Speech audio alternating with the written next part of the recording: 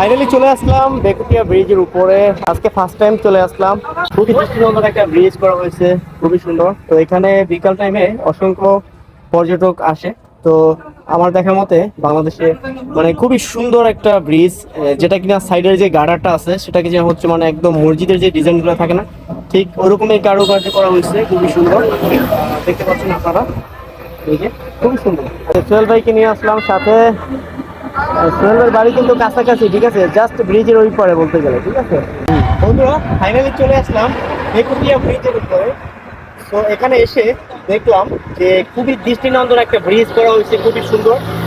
তো এখান থেকে এখন একটা ড্রোন শট নিবো, আশা করি খুব ভালো একটা ভিউ পাবো। যদিও বিকাল টাইমে আসলে ভালোই হতো, বাট এখন প্রচুর রোদ, আসলে বিকাল টাইমে আসলে সময় নেই, ঠিক আছে, অন্য জায়গায় যেতে হবে। আবার যেহেতু ঈদের ছুটিতে গ্রামে আসছি, হ্যাঁ জানেন তো, মানে ঈদের এই 2-3 দিন 4 দিন ছুটি কেন্দ্র করে অনেক দিকে ঘুরতে যেতে হয়, ঠিক আছে।